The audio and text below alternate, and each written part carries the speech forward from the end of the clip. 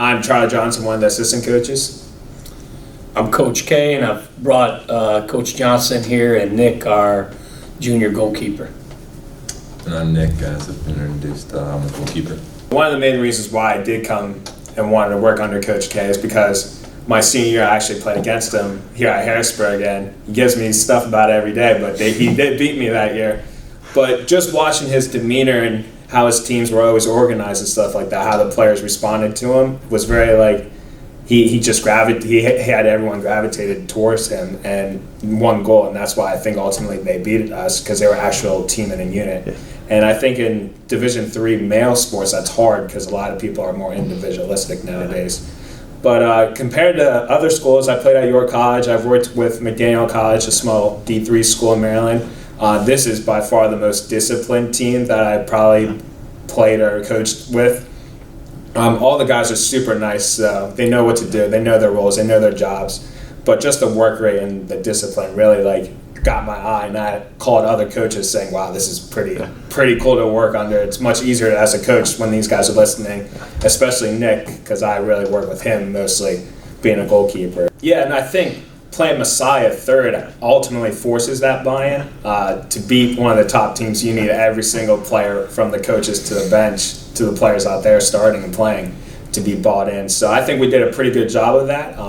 We're still working on some things, but that's just going to come with this season. With a lot of new guys learning their roles and stuff like that, it should be pretty good towards the tail end. Well, I think training camp was a lot better because we had some more time. We got to expand it out a couple more days this year. So it definitely helped everyone kind of get to know each other and get the feel for each other before we actually got into the season.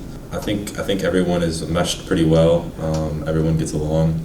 There's not really the separation between the upperclassmen and lowerclassmen. It's kind of everyone just all in one big group, just trying to win. Yeah, it's definitely come quicker than I would have thought. I mean, it was nice in years past to rely on the experienced guys that we had, but to see all these freshmen step up and fill big shoes, it's good. It's good to see. I think I have to still put in the same amount of work as everyone else and kind of prove myself year after year, even if I've been in the starting position.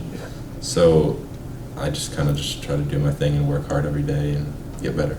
Right now, it's early in the season, and it's tough sometimes when you have to play a team of that caliber who's that experienced and that many returning players.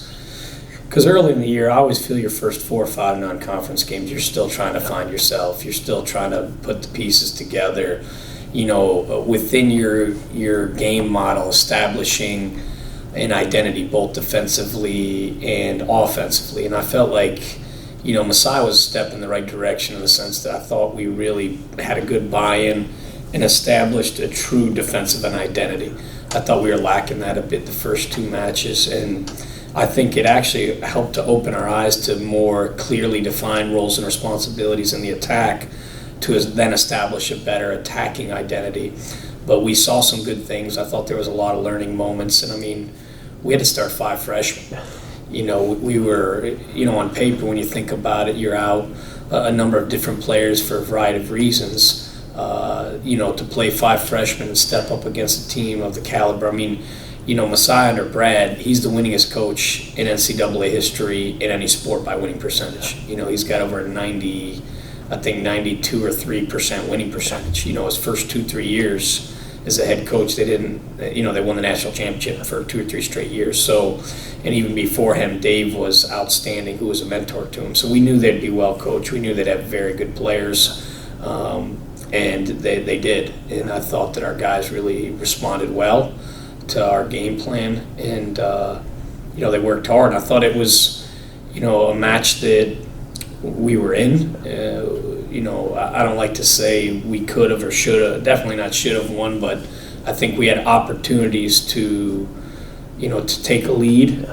We had some moments, so I thought it was great in regards to learning that. But the hard thing is whether you're playing Messiah or you're playing an NEAC or you're playing anybody, a game where you have an opportunity to win, you're not a moral victory guy. Yeah. So to walk away in a game that we could have won, I still think we've got to be better. We still have a long way to go. It's a long season. It's a marathon and not a sprint. So, guys are coming back into the fold. Guys are fighting right now for jobs, and I think we're taking a step in the right direction. As coaches, we're learning too about the group, and we've got as many young players as we do.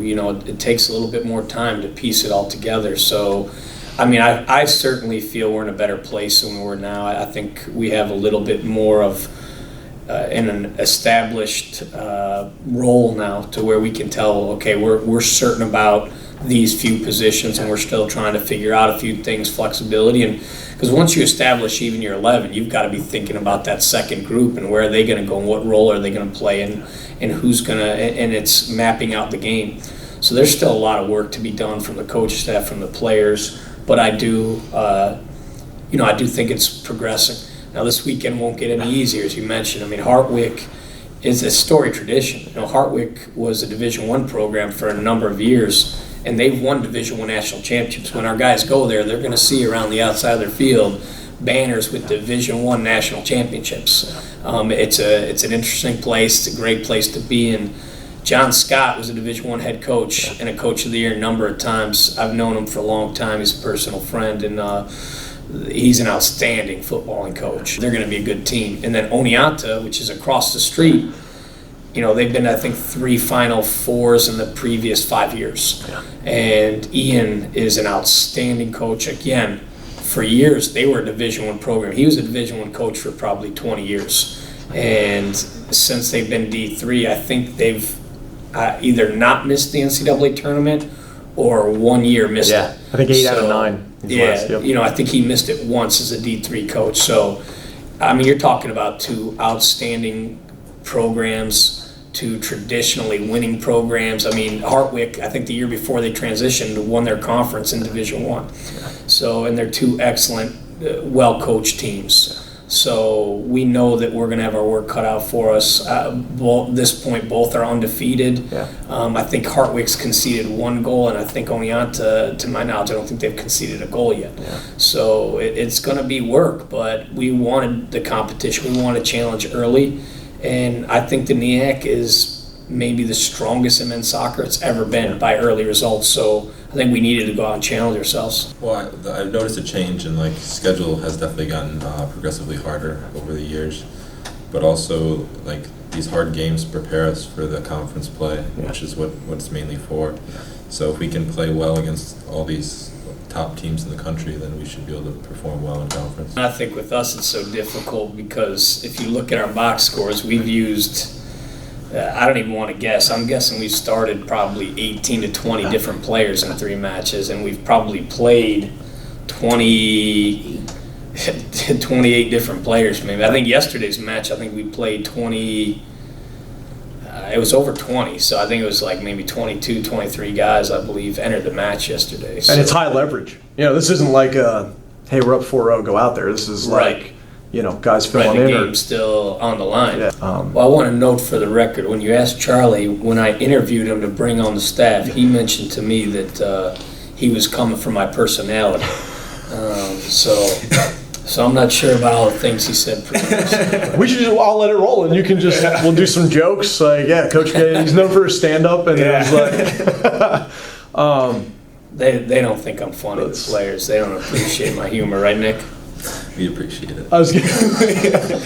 I know Justice Ali, Amelia Rose, and Jemiah are watching. I love you guys, and I'm so proud because Jemiah made his A team for travel baseball. Oh, nice. I'm a baseball guy. Yeah. What's he play? Is he all over the place still? He likes first base. He's a lefty. Okay. So first base, pitching, and outfield. He's kind of, like any kid that's 7, he likes to hit. He likes to hit the ball.